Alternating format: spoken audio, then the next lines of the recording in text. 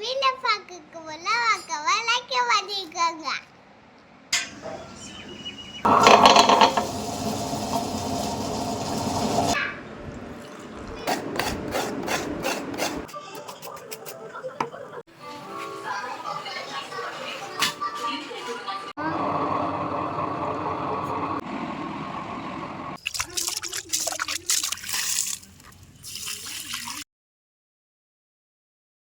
எல்லோருக்கும் வணக்கம். எல்லாம் எப்படி இருக்கீங்க? கண்டிப்பாக எல்லாருமே ரொம்பவே சூப்பராக இருப்பீங்கன்னு சொல்லி நம்புகிறேன். இன்றைக்கி வந்து பார்த்தோன்னா ஒரு ஈவினிங் ரொட்டீன் தான் உங்களோட வந்து ஷேர் பண்ணுறேன். கண்டிப்பாக யூஸ்ஃபுல்லாக அண்ட் இன்ட்ரெஸ்டிங்காக இருக்கும். நம்மளோட சேனலில் நீங்கள் இப்போ தான் புதுசாக பார்க்குறீங்கன்னா மறக்காமல் வந்து லைக் பண்ணிக்கோங்க, சப்ஸ்கிரைப் பண்ணிக்கோங்க. எங்களுக்கு ஒரு மோட்டிவேஷனலாக இருக்கும். இது வந்து பார்த்தோன்னா ஈவினிங்காக வந்து ஒரு 5:30க்கு தான் வந்து வீடியோ எடுக்க ஸ்டார்ட் பண்ணேன்.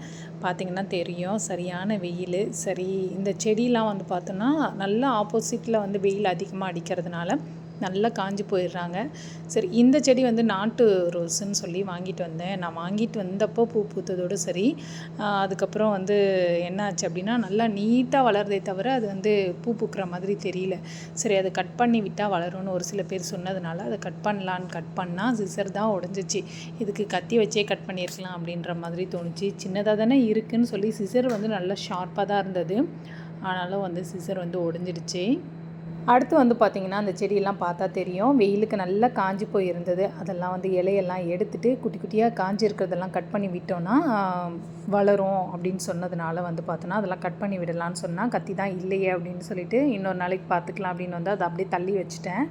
அதுலேயே வந்து பார்த்தோன்னா அடிக்கிற வெயிலுக்கும் வந்து பூலாம் வந்து பூக்குதா, பார்க்குறதுக்கே பாவமாக இருக்குது. சரி, வேறு இதெல்லாம் வந்து மெயின்டெனன்ஸ் பண்ணி கொஞ்சம் எங்கன்னா, ஏன்னா அந்த செடியெல்லாம் நம்மளை நம்பி தான் இருக்காங்க.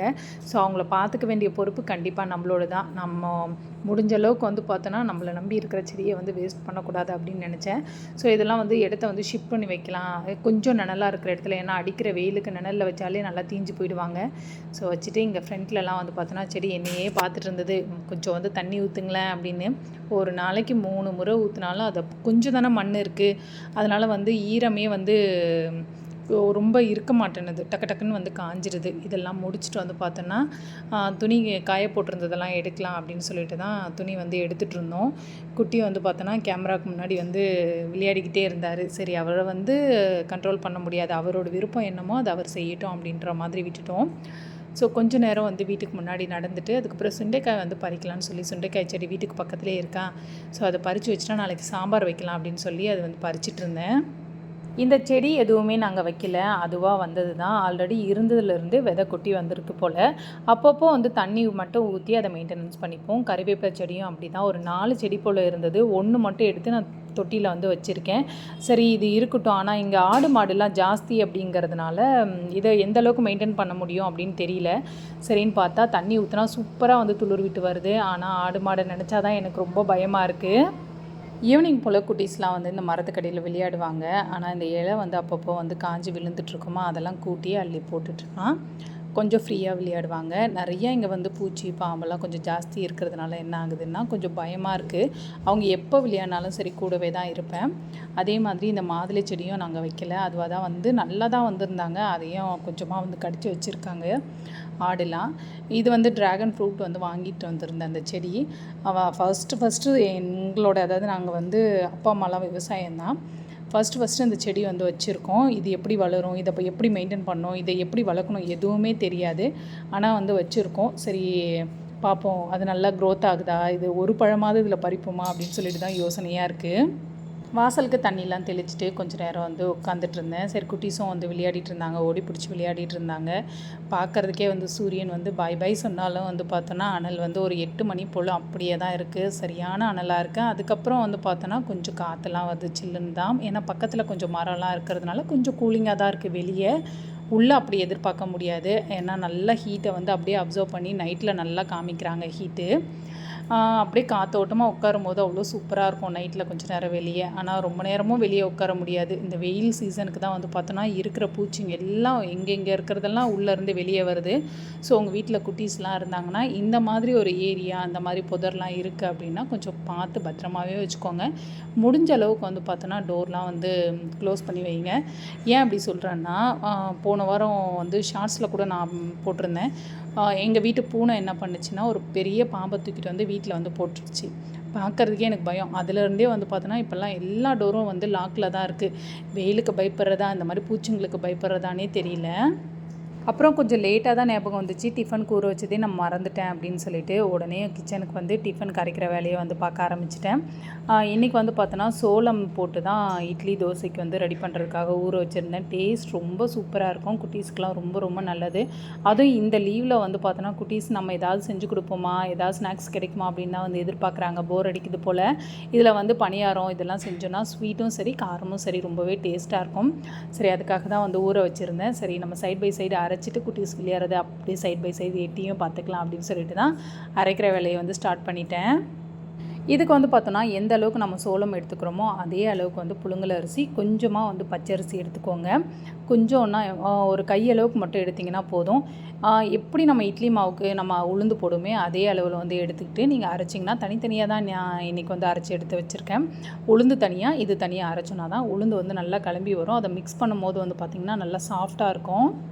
குட்டீஸ் வந்து பசிக்குதுன்னு கேட்டாங்க. ஆல்ரெடி சொல்லியிருந்தேன் இல்லையா, இந்த மாதிரி வந்து விளையாடிட்டு வந்து ஏதாச்சும் எதிர்பார்ப்பாங்க ஸ்நாக்ஸ் அப்படின்ட்டு. சரி வீட்டில் வந்து பாலுமே இல்லையா, பால் போய் வாங்கிட்டு வாங்க அப்படின்னா கூடவே வந்து பிஸ்கெட்டும் வந்து வாங்கிட்டு வந்திருந்தாங்க. சரி இது காஃபியாவது போட்டு கொடுப்போம் அப்படின்னு சொல்லிட்டு காஃபி போடுற வேலையை தான் வந்து பார்த்தேன். அதுக்கப்புறம் ஒருத்தர் வந்து டீ வேணும் அப்படின்னாங்க. சரி ஓகே போடுவோன்னு சொல்லிட்டு டீ போட்டுட்டு பிஸ்கெட் வச்சு கொடுத்துட்டு அதுக்கப்புறம் தான் இருக்கிற வேலையெல்லாம் பார்க்கணும். ஏன்னா ஏதாவது செய்யலான்னாலும் இப்போது சுத்தமாக எனக்கு செய்யவே மூடு இல்லை. சரி இதை வச்சு கொஞ்சம் அட்ஜஸ்ட் பண்ணிக்காங்க, அவ்வளோதான், இன்னும் கொஞ்சம் நேரத்தில் சாப்பிட போகிறோம் அப்படின்னு சொல்லி கொடுத்தாச்சு. ஒரு 10 வருஷம் போல் பசும்பாலே குடிச்சிட்டு இப்போ பேக்கெட் பால் குடிக்கணும் அப்படின்னா ரொம்ப கஷ்டமாக இருக்குது. அதோடய ஃப்ளேவர் எது பண்ணாலுமே எங்களுக்கு சுத்தமாக பிடிக்கல. ஏதாவது ஸ்வீட் ரெசிபிக்கு மட்டும்தான் நாங்கள் இந்த பேக்கெட் பால் யூஸ் பண்ணுவோம். மற்றபடி மீதி எல்லாத்துக்குமே வந்து பசும்பால் தான். நாங்கள் ரெகுலராக வாங்கிட்டு இருந்த அந்த பசும்பால் என்ன ஆச்சு அப்படின்னா ஒரு மாதிரி ஸ்மெல் வர ஆரம்பிச்சிருச்சு. சரி அவங்கக்கிட்ட சொன்னால் ஹர்ட் ஆவாங்க, கஷ்டப்படுவாங்கன்னு சொல்லாமையே நாங்கள் எங்களுக்கு பால் வேணாம், ஊருக்கு போகிறோம் அப்படின்ற மாதிரி சொல்லிட்டோம். சொல்லியிருந்தால் நல்லாயிருக்குமோ அப்படின்ற மாதிரி தோணுச்சு. ஏன்னா அப்படின்னா தான் அது என்னமோ அதை கரெக்ட் பண்ணிவிட்டு நம்மளுக்கு கொடுத்துருப்பாங்கன்னு தோணுச்சு. சரி அவங்க மொபைல் நம்பரும் இல்லையா, அவங்கக்கிட்ட மொபைலும் இல்லை. சரி எப்பயாச்சும் நேரில் பார்த்தா தான் சொல்லலாம் அப்படின்ற மாதிரி இருக்குது. இப்போ பால் இல்லாமல் எங்களுக்கு ரொம்ப கஷ்டமாக இருக்குது.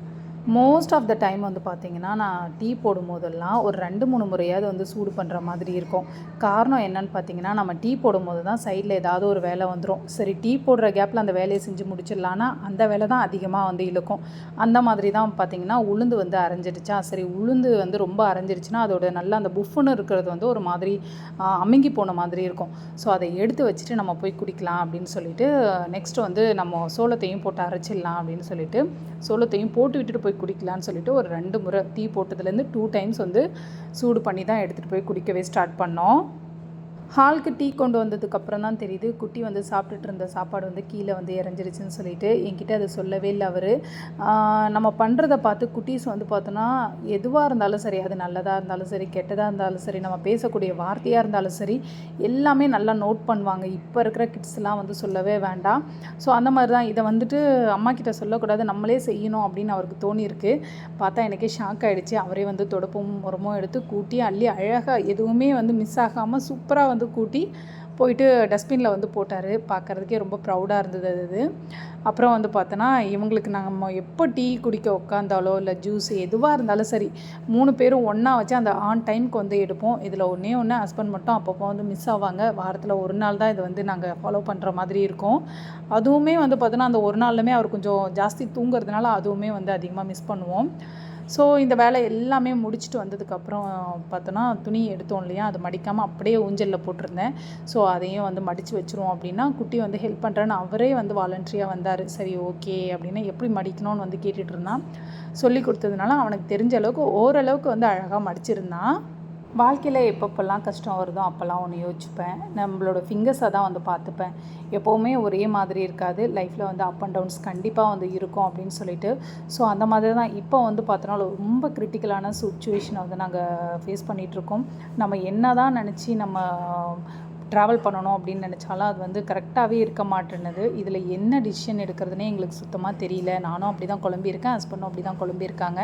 இது இன்றைக்கி மாறும் நாளைக்கு மாறும் இப்படியே தான் வந்து ஓட்டிகிட்ருக்கோம். ஆனால் மாறுற மாதிரி தெரியல. ஆனால் கண்டிப்பாக இது மாறுன்றது மட்டும் எனக்கு நல்லா தெரியும். ஸோ நைட்டுக்கு வந்து பார்த்தோன்னா சப்பாத்தியும் தேங்காய் சட்னி வந்து நல்லா அந்த கொஞ்சம் வரமிளகாலாம் போட்டு அரைச்சோன்னா சப்பாத்திக்கு நல்லா தான் இருக்கும். ஸோ அதுக்காக வந்து ரெடி பண்ணிகிட்டு இருந்தேன். ஏன்னா கொஞ்சம் வேலை ஹெவியாக இருந்ததுனால கொஞ்சம் சிம்பிளாக முடிச்சுக்கலாம் அப்படின்னு சொல்லிட்டு. ஸோ மாவுமே வந்து பார்த்தோன்னா எடுத்தாச்சு. நல்லா அடித்து இந்த மாதிரி மிக்ஸ் பண்ணி வச்சோன்னா நல்லா சாஃப்டாக இருக்கும். அடுத்த நாள் நம்ம எடுத்து ஊற்றும் போது அடிக்கிற வெயிலுக்கு வந்து பார்த்தோன்னா அதிகமாக வந்து உப்பு, இந்த சோடாப்பு இதெல்லாம் வந்து ஆட் பண்ணிக்காதீங்க. இல்லைனா ரொம்ப சீக்கிரம் புளிச்சிரும். அடுத்த நாள் சாப்பிட்றதுக்கே ஒரு மாதிரி இருக்கும். நான் இப்படி வச்சே லைட்டாக வந்து புளிச்சிருந்தது. ஸோ நெக்ஸ்ட் வந்து பார்த்தோன்னா நைட்டுக்கு வந்து சப்பாத்தி ஆல்ரெடி சொன்ன மாதிரி சப்பாத்தி வந்து போட்டுட்டு தேங்காய் சட்னியும் வந்து ரெடி பண்ணிட்டேன் சைட் பை சைடு. ரொம்ப டயர்டாக இருந்தது. பாத்திரம் மட்டும் தேய்க்கல. அதுக்கப்புறம் இந்த ஜாடியில் வந்து வாஷ் பண்ணி வச்சதுக்கு கொஞ்சமாக வந்து ஆயில் ஊற்றி இந்த ஸ்ப்ரேக்கும் கொஞ்சம் இப்போ எனக்கு தேவைப்படுதுன்றதுனால ஊற்றி ரெடி பண்ணி வச்சுக்கிட்டேன். ஸோ உங்களோட லைஃப்பில் இந்த மாதிரி டவுனான சுச்சுவேஷன்லாம் வந்தால் எப்படி ஹேண்டில் பண்ணுவீங்க அப்படின்றத மறக்காமல் வந்து கமெண்டில் சொல்லுங்கள். எங்களுக்குமே ஒரு யூஸ்ஃபுல்லாக இருக்கும். இதிலேருந்து எப்படி கிராஸ் பண்ணுறதுன்னு எனக்கு தெரியல. ஆனால் பார்க்குறவங்களுக்கு வந்து இது என்ன உங்களுக்கு இதெல்லாம் ஒரு பிரச்சனையா அப்படின்னு தோணும். அந்தந்த இடத்துலேருந்து அவங்கவுங்க இடத்துலேருந்து பார்த்தா தான் இது எவ்வளோ பெரிய சுச்சுவேஷன்றது வந்து தெரியும். எனக்கும் அவருக்கும் வந்து பார்த்தோன்னா அந்த மாதிரி தான் இப்போ நாங்கள் கடந்துட்டுருக்கோம். என்ன பண்ணுறது, இதுக்கான அட்வைஸ் யார் கொடுப்பா, அது எப்படி இதுவாகணும் எங்களுக்கு எதுவுமே தெரியல. ஆனால் மேலே இருக்கிறவங்க நினச்சா மட்டும்தான் இதெல்லாம் கண்டிப்பாக மாறும். ஸோ சைட் பை சைடு வந்து பார்த்தோன்னா கவுண்டர் டாப் மட்டும் க்ளீன் பண்ணிவிட்டு குட்டீஸ்க்கு வந்து சப்பாத்தி போட்டு எடுத்து வச்சுட்ருந்தேன். அவ்வளோதான் வீடியோட எண்டிங் பாயிண்ட்டுக்கு வந்தாச்சு. கண்டிப்பாக இந்த வீடியோ உங்களுக்கு ரொம்பவே யூஸ்ஃபுல்லாக அண்ட் இன்ட்ரெஸ்டிங்காக பார்த்து என்ஜாய் பண்ணியிருப்பீங்கன்னு சொல்லி நம்புகிறேன். ஏதாவது ஒரு விதத்தில் யாருக்காச்சும் ஒருத்தருக்கு கண்டிப்பாக மோட்டிவேஷனலாக இருந்திருக்கும்.